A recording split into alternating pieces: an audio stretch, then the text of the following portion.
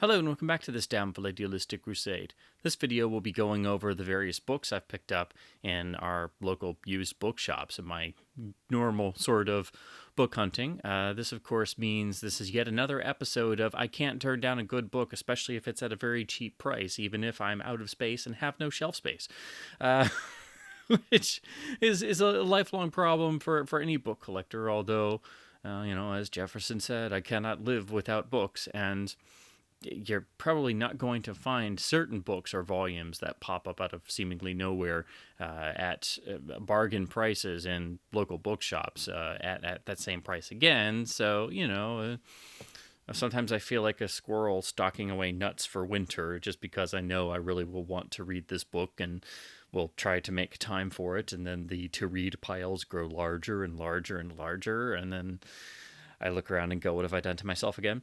But in any case, I did manage to find some really interesting volumes and some, of course, film books, because if there's a film book I haven't read, then I feel I have to read it, in addition to various biographies and series books that I collect. So to just briefly go through all of these, and I guess you could also call this episode or subtitle it, and pretty much all of these, this is what will happen to you if you live anywhere near a McKay's bookstore location, because they are a book emporium warehouse practically, and will sell you books for sometimes as cheap as 25 cents or a nickel, even 10-cent books, 5-cent books, and they even do sometimes have books for a penny, and they even have a free area of books out front. So don't go there and expect to not fill your car with all kinds of books if you're a book nerd like myself. So to start, I'll go into the James Bond books that I have picked up for my collection. This first one is more on the reference side. It's not exactly essential, but this is the behind the scenes book of, I believe these are all set stills that were done by Daily Mirror photographers. This is from Mirror Pics, of course. It's a nice little sort of miniature coffee table book, and the photos go from a Dr. No up through and including the living daylights, but there's also some press and premiere photos. It's on nice high quality paper, so the images really pop, and it's not exactly necessary, but it was a really nice printing on these. And of course, being a Bond nerd, there are many coffee table or art books that I just haven't gotten around to reading yet, and this does have some more interesting stills and some candidates. There's Connery getting out of the You Only Live Twice bath there. Just, of course, he's in his shorts. Little bits like that.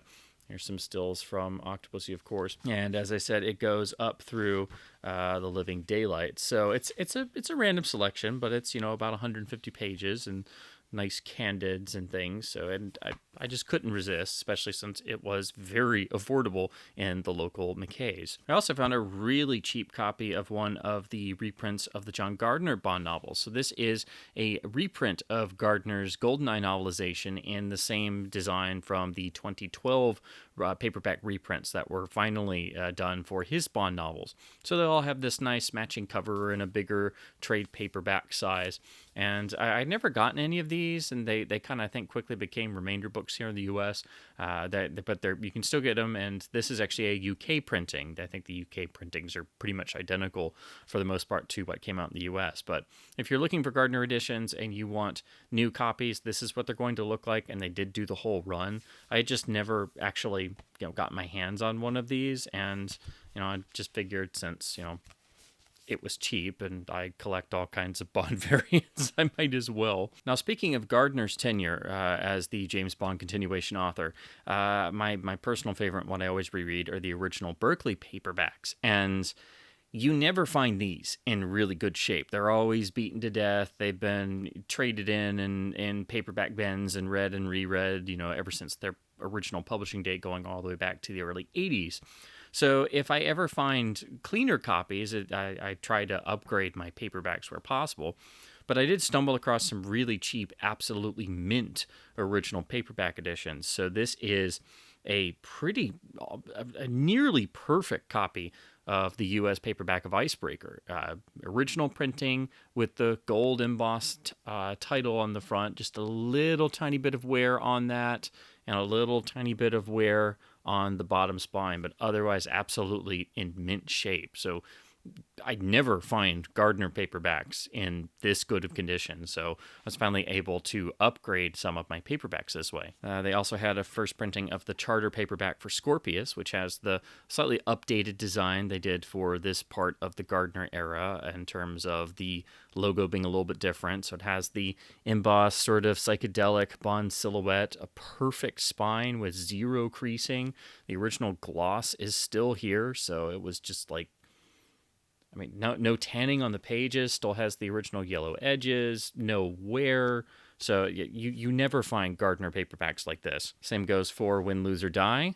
Absolutely perfect shape, far better than my standard paperback reading copy. So now I have finally gotten some nice upgrades for these. And again, absolutely perfect shape. And then I was able to get a nice copy of Broken Claw as well. My paperback of Broken Claw is in really beat up shape, so this is a nice replacement.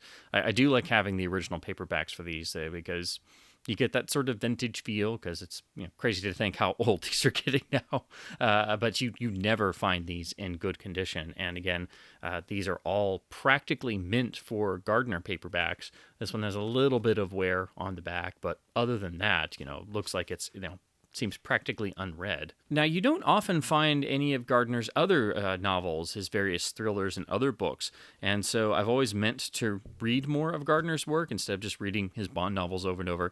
But that same bookstore also had a copy of The Werewolf Trace. Again, in practically mint shape. It looks practically unread. This is a Bantam paperback, and as far as I'm aware, I don't think a lot of Gardner material outside of his Bond novels finally getting reprinted has actually been reprinted. I think it's kind of hit or miss, but this was just a nice surprise, and I've always meant to read more of his non-Bond novels. I was also able to finally chip off a long-standing item on my Bond wish list, which is the 60s Signet 007 A Report by O.F. Snelling. This is done in the same style as the Fleming novels in the Signet editions, so it's part of the Signet James Bond set. But this is, of course, a critical study of the novels up to that point, done in the same packaging style. And it's supposed to, the sort of gag of this book is, it's like doing a hardcore analysis, and it's sort of packaged like it's reviewing the actual exploits a little bit instead of being just a critical novel review. But anyone going for all of the Signet paperbacks of the Bond novels, this is sort of an essential add-on because it's sort of tied into that whole run of the books. Next, I did pick up two Hardy Boys editions. This is the later checkerboard era cover and updated version of volume 75, Trapped at Sea. So this has the updated style for the time period and replaces the original Wanderer edition. So it's in pretty nice shape, and anytime I find a digest variant, because they are really drying up and they are getting on up there in age, so they don't pop up as much. If it's in decent condition, and this one I think was like 50 cents, so I didn't mind, even though it's got a little bit of browning and a little bit of cover wear inside the front cover. The rest of the book is okay. It does not, of course, retain the internal illustrations because they were removed from the early Wanderer books by this point. I was really happy to find this one. This is one of the volumes I don't have in this much more obscure part of the Hardy Boys canon. This is book 3 in the Hardy Boys and Nancy Drew Be a Detective series, which is basically the version of a choose-your-own-adventure book starring the famous teenage sleuths. And these are rather well done, but they only did a couple volumes, and they are incredibly hard to find, and even harder to find in good shape. So I have a couple of these. This is one of the few I didn't have. They all have this nice matching sort of cover design, and they do all have rather nice internal illustrations, just like what you'd see in a digest. And of course, it's a choose your own adventure style book, so of course there's multiple endings and go back to said page and all the fun stuff we think of from a choose your own adventure. So these are some of the most obscure of various Hardy Boys editions and series to track down. Now, anytime I find Three Investigators editions in the wild is a very rare occurrence and reason to celebrate, even if it's something I don't need. But these were in such good shape, and so ridiculously cheap that I couldn't just leave them sitting there. So these are three from the Scholastic paperback reprints of the books, which are all a nice, concise size and do retain the original cover artwork from the first editions. So this is, of course, for book 3, Mystery of the Whispering Mummy, which was the first Three Investigators book I ever read, and this is the cover that got me into the series. If you've never read these, this is easily one of the greatest children's book series of all time, and is, I think, the one series that does rival the Hardy Boys for the sort of crown of greatest juvenile mystery adventure series of all time. It's probably definitely number 2 for me, because the Hardy Boys have much more longevity, and but the Three Investigators are magical, and these are, probably among the more common editions you're going to find, these Scholastic paperbacks. And they're actually quite nice because they do have the original artwork from the hardcover editions, which are, of course, very collectible. The problem is, of course, you're not going to get the internal illustrations, and they are shrunk down to a smaller paperback size. So they aren't as, say, collectible or as valuable as the original hardcover editions, but they do still get you the original art, unlike later reprints. And like any Three Investigators editions, if you find a nice copy, it's nice to have because they're just so uncommon, and people don't really trade or sell them because these are so magical that you would never want to. So they don't pop up very often, and these were just so nice that in condition wise, because most Scholastic copies you find are pretty beat up, that I couldn't say no. They also had copies in this same iteration of Mystery of the Moaning Cave, again with the original art, but on these the rear art is not carried over. So this is more like what you're seeing in the Scholastic run of the books. And then also they had a copy of Talking Skull. I have a couple different of these Scholastic editions. Again, I tend to, if it's inexpensive, if I find an edition of any Three Investigators in the wild, I usually pick it up anyway because I have problems. And I hope to one day do have a complete set of all the books. I have a good majority of them, but then also some did get tweaked in their text after Hitchcock's death, and the notion of Hitchcock as a participating character or introductory character was removed and changed. So some books do have 2 text editions, but you just never find these in the wild, so I can't pass up inexpensive, good condition Three Investigators books. These next ones I've wanted to read for a long time. They're in pretty good shape, but I got these because I've wanted to get the whole set of these paperbacks, and they have kind of gone up in price because they have not been reprinted. But these are the Bantam Further Adventures of DC Characters series, primarily revolving around Batman, which started with the Further Adventures of Batman. These are collections of short stories about the Dark Knight detective and the world of Gotham City, or by a variety of different authors. And these are quite well done, and Bantam did a number of these. They did a Superman one, they did a Wonder Woman one, and they did a couple other characters, but primarily focusing on Batman. I believe it's 3 paperbacks of Batman material. Volume 2 I have here, which is focusing around Penguin stories, and then volume 3 is focusing around Catwoman stories. So I think the first volume was done after Batman 89, and then 2 and 3 were done around the time of Batman Returns. Thus, they're Penguin and Catwoman volumes. So I do really enjoy these. I've just been trying to track down nice copies of the paperbacks. There are hardcover collected versions of these, but they have different titles and different cover art, and they also mix up the stories. So I think those have most of what's in the 3 paperbacks, but not all of them. So it's a little confusing because I didn't know if I should get the paperbacks or try to find one of those. But unfortunately, these have never been reprinted, and they are more on the obscure side. And then if you go on eBay, you have to pay quite a bit just because they're Batman related. And then probably one of the rarest volumes in this sort of series is also tied to Batman, but is entitled The Further Adventures of the Joker. So these are stories entirely about the Joker and the Joker's minions, and are by a variety of wonderful writers. So this goes hand in hand with the 3 Batman paperback story collections. And sort of along the same lines, Tor Books did a paperback collection of stories by a variety of authors about a famous crime-fighting character, but they did stories on Dick Tracy. So this seems like it's the same sort of deal, but it's a different publisher, but of course dealing with Dick Tracy stories. And I've always wanted to read more of the original Dick Tracy strips and read more of the character outside of the Warren Beatty 1990 movie, so I figured this would be fun, and I've never seen it before, so why not? I really enjoy a lot of these little story collections where you see a bunch of different writers have different approaches with the same character in the same book. Some you may like better, some you may like less, but it always gives you a fun sort of different viewpoint about 10 or 15 different ways in a single book volume. Then moving on to various novels and movie tie-ins, because of course I'm a film novelization geek as well. I've always wanted to read more Eric Ambler because of his influence on Ian Fleming and many other writers in the adventure and thriller genres. But particularly, I do always really enjoy the films based on his various books.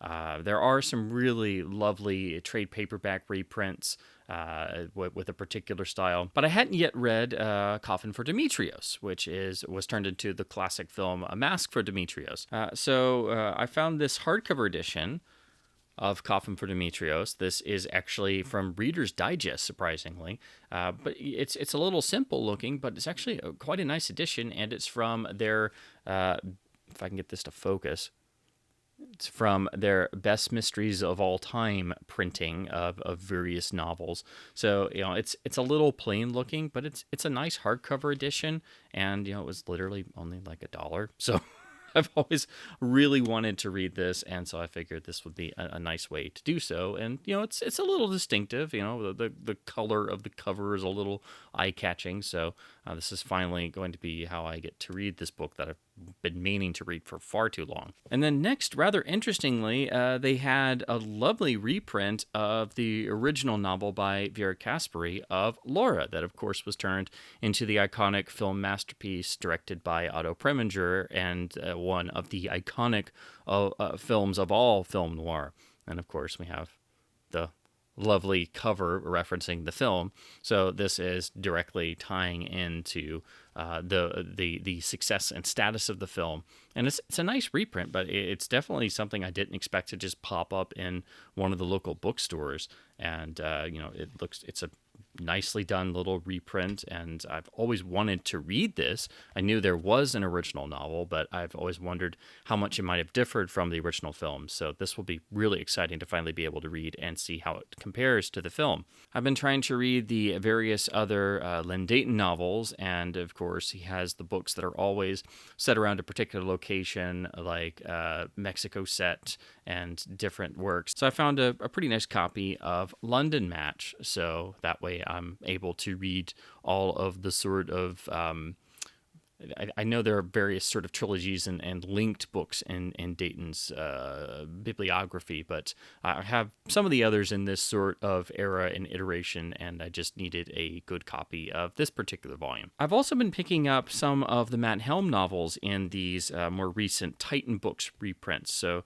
this is The Shadowers. The art is a little generic, but I've always wanted to read the various Matt Helm books, which are vastly different to the rather infamous Dean Martin films, which are not anything like the books are really. I have read one or two so far, and anytime I find one of these, they are rather inexpensive. But this is a nice reprint series that Titan did, and they all have a matching sort of design with these covers. They are inexpensive, but when they pop up in used bookshops, particularly at McKay's, they are usually a couple cents. So I'm like, okay, I can't resist another one. As I've mentioned before, I have started finally trying to read the various Dune novels, and of course, since it's a series, if I stumble across one of the sequels for a cheap price, I'll go ahead and pick it up. So this is the modern reprint of Dune Messiah in the sort of smaller mass market or sort of in between mass market and trade paperback edition. It was, just literally there. For some reason, it was extremely cheap. So I've been meaning to finally read the whole series. So I figured, well, might as well chip off another one. So then I have it when I hopefully get to it soon. Occasionally, I'll grab a book off of the sort of bargain books, which is usually filled with big author names and thrillers and things, but I have been interested to read some of David Morrell's other works outside of course, his work in creating the character of John Rambo and writing First Blood, and then not really being a fan of how the film series kind of went and took a different path. So he has written a variety of other books, and I just saw this in the bargain section for, a very cheap price. So this is his novel Extreme Denial, which was interesting because they also had the tie-in novelization that he wrote for Rambo First Blood Part 2. And I'm really interested to read this because I know he was not a fan of how this film took his character into a different direction. And of course, his original First Blood story ended in a completely different way to what happened in the film. So I'm very curious to see how he approached doing this. I really am not sure how he did this. I guess he had to just adapt his own style to what happened in the film. But I do kind of agree with him. I really only like First Blood itself. I'm not really a fan of any of the Rambo sequels. I don't really care for the direction they went in. So I'm very curious to read this. And also as a novelization geek, I'm curious to see if there are any differences. But I'm really curious to see how Morrell approached it and if he did indeed change anything to be more in keeping with his original concept. And they also had a copy of the novelization for The Enforcer, one of the Dirty Harry sequels, which I hadn't even realized this had a novelization. But being a novelization geek, if I find a novelization of a film and it's inexpensive and in good shape, well, it has my name on it. So I'm curious to see how this compares to the film, as with any novelization. But I had no idea the Dirty Harry sequels had novelizations, so I'm very curious to read this. And then to close out, I'll discuss the various film books and biographies that I picked up. This first one I've had on my list for a long time. I've been really wanting to read this, and that's John McCabe's biography of James Cagney. This is a really nice hardcover volume, and this is in really great shape. It's even got a dust jacket protector on it and everything, and has, of course, the cut pages for the fancier paper type and everything. Lovely stills as well, so I've just been really wanting to read this. This next one I maybe necessarily didn't need, but I do really enjoy these, and I always said to myself that I would get the various Roger Ebert compilations of reviews that usually had really wonderful covers and cheeky titles. This is the second volume that was done of his most negative reviews, so the follow-up to Your Movie Sucks is A Horrible Experience of Unbearable Length, which is how I feel about a good number of things I've had to sit through. So this is worth it simply for the cover and title alone. These are more of Ebert's most notoriously negative and vociferously negative reviews, which always bring a smile to the face and directly engage with the reader's sense of humor. So this was a must. This is an interesting volume I've never gotten to read. This is a book by Tony Thomas entitled Errol Flynn, the Spy Who Never Was. This is entirely about Flynn's wartime activities and how in the Charles Hyam biography, I believe it was, where he was labeled a Nazi spy, which was then disproven. So there's always been a lot of confusion and suspicions about what Flynn may have been doing during both the war, but also primarily during the Spanish Civil War, where he went over to Spain and basically just got up to all kinds of different things, because if anything, the man was never boring. So it's always been something I've never quite understood. I've read a number of books that have reference this, but this book is entirely about that period and the sort of discussion that came to light after that non-factual biography was published. I think sometime in the late 70s or early 80s, if I'm understanding it correctly. But this just looked very interesting, and it's a particular story that I always kind of wanted to know a little bit more about. So couldn't resist. I was finally able to get a copy of this book that I've been meaning to read and dying to read, and I've been kicking myself that I haven't gotten to it yet, which is Scott Imon's tome on Cary Grant, which looks and seems to be finally a really great Grant biography that has all the things you're looking for without just being, entirely focused on one aspect of Grant's life or being about gossiping and retelling various ideas and different things that may or may not be true. So it's been a bit frustrating looking at and reading all the various books on Grant. There are some really great ones written by people who knew him, but about usually one particular portion of his life or career, or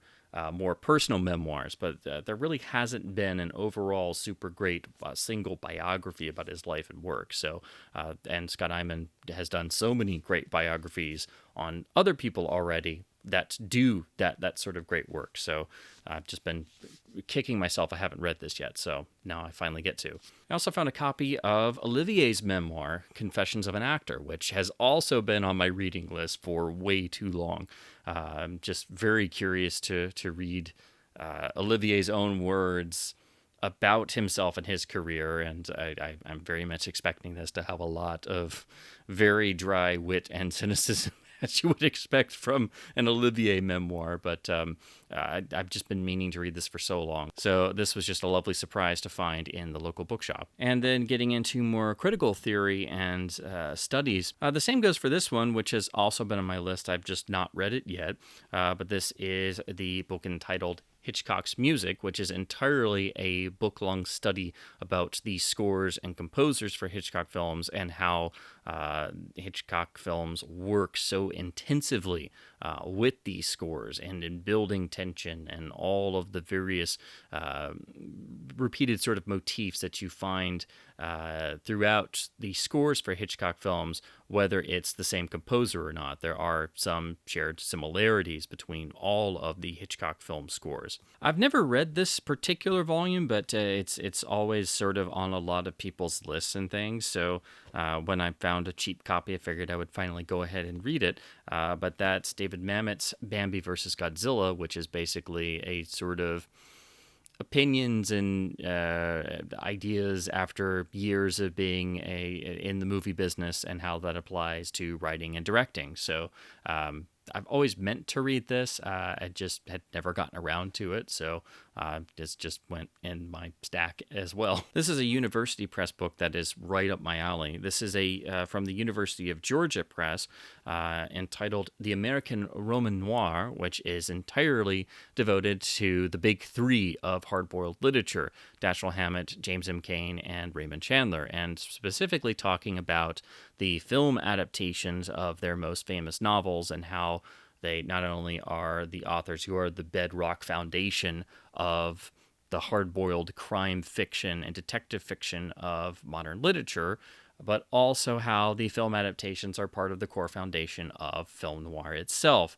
I've always been fascinated by the big three writers and the films made from the particular most famous novels. So this was just right up my alley. This is totally the type of book I would love to write myself. So I am very excited to read this. And anytime I find a university book, or university press film book in a used bookshop, it's just like, did this have my name on it? Because these are normally, very expensive, and you do have to special order them. And because it's a university book, it, usually is much more expensive than a standard release. So I couldn't believe this was there, and I'm so excited to dive into this. And then lastly, this is a book I've always wanted to get in physical form. I've read it in many different times in libraries, but I never had a physical copy of Robert Carringer's The Making of Citizen Kane.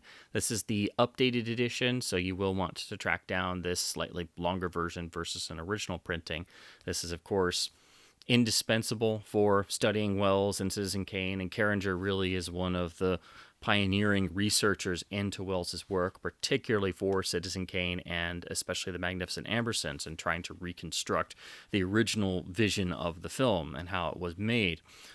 This is also extra important because unfortunately, just recently, Carringer actually passed away, and it's quite sad for all of us Wells fans because he's always been a big name presence in the study and analysis of Wells's filmography and Wells's career. And anytime you bring up Citizen Kane or Magnificent Ambersons, especially, you're going to see Carringer referenced, or his work is going to be utilized, and he appears in the various extras and does the Criterion commentary for Ambersons. So it's very sad he's no longer with us because he really is one of the big reasons why Wells is so much more finally respected today than he was during his lifetime.